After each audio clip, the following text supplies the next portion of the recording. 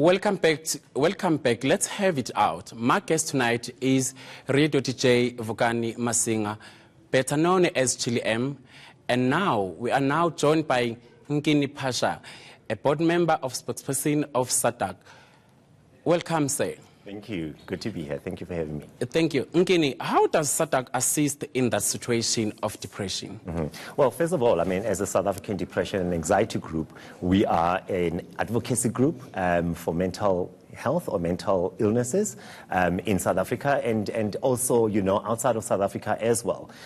So not only do we play the role of advocacy, but also of support and education and creating the awareness around issues pertaining to mental health. We've got campaigns or programs that we run where we go into our communities, particularly your, deep rural areas where we know that there is absolutely lack of, access to proper health care or primary health care facilities in those communities. So we run those programs where we go into those communities, we empower not only obviously the lay people there, but also the community leaders to ensure that they can learn about mental illnesses and also how they can access the help that they so require. Nkini, when you were listening from DJ Chili M, listening to his story, do you think his depression was the worst than other people that you've experienced from your organization?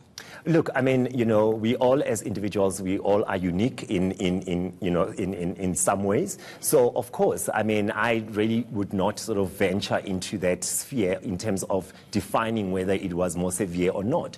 However, we do know that particularly when you're talking about men and depression in the society like ours, there's really quite serious limitations. First of all, we raise our boy child in a different manner that really says to our boy child that, tigers don't cry, that, as a man, you bottle everything in and you must be strong. And, so there is this masculinity gold standard that we try and adhere to, as a society. So therefore, it becomes more difficult as a man in the society to openly talk about your emotional and psychological distress. We've got our caller, Kumo, from Pretoria.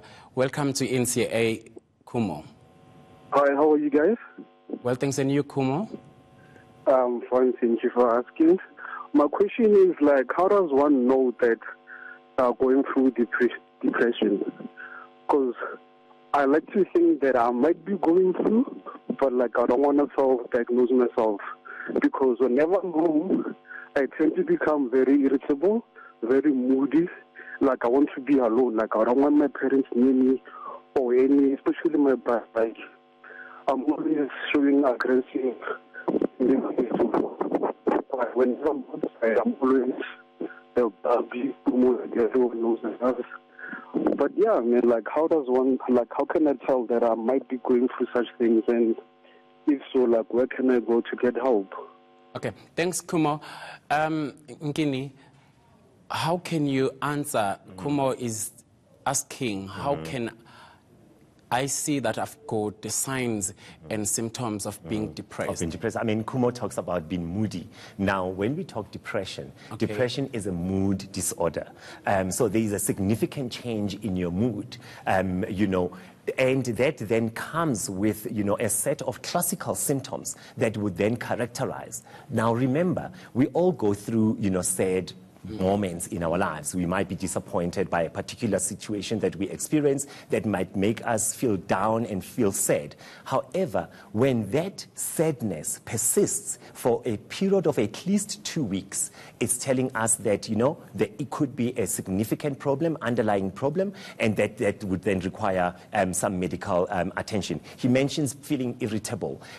As men, again, him being a man, obviously men would present, slightly different from what a woman, or a female patient would present. So generally, men will be more aggressive, more irritable. They've got this act-out behavior.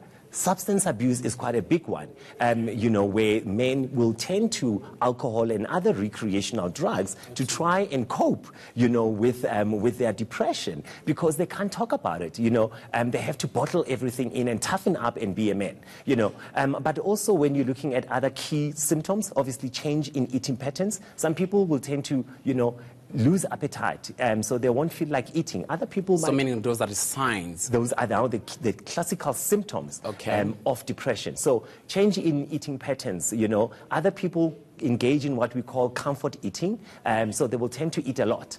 Other people will lose their appetite. Sleeping patterns changes as well. So you may spend hours and hours sleeping, completely feeling like very, fatigued and not having the drive to do anything. Which, if I might just add on to what you're saying, which is what I normally go through on a daily basis, whereby you'd find that my sleeping pattern actually has totally changed. Yeah.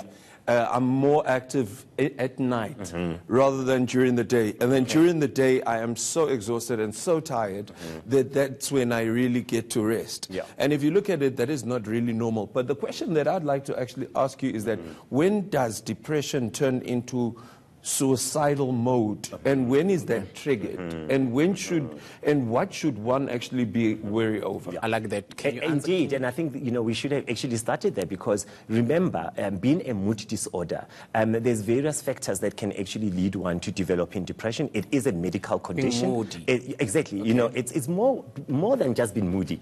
But it's a medical condition. So there is a fundamental pathology that happens in your brain. Remember, your brain is an organ as well. Like you've got your kidneys, you've got your heart, you've got your liver. It is an organ in your brain, in your body. And what happens when you then develop depression is that some chemicals in your brain, they are deficient. So you don't have enough of what we call your happy chemical, your feel-good chemical, like serotonin. So your brain now is no longer producing enough of that chemical.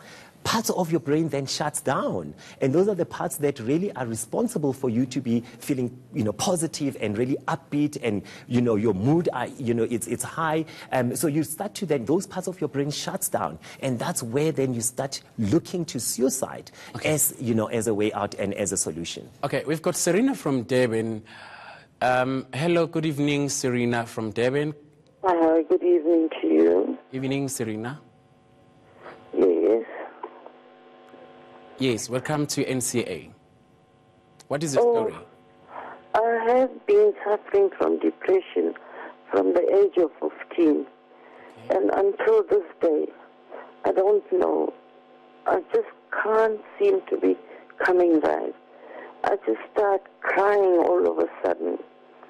And I can't tell you, because after I lost my husband or I lost my son, it was in a pattern.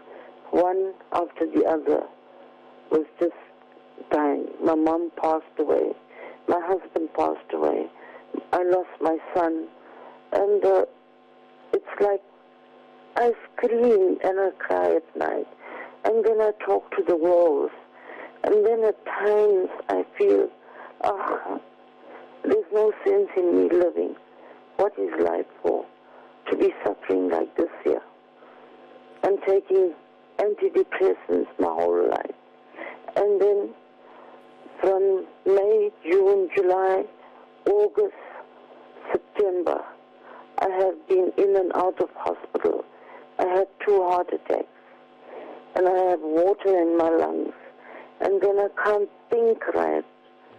Every time I try and think positive, it's not working out. Okay. It's just, I don't know what to do anymore. Thanks, Serena, for you calling from Durban.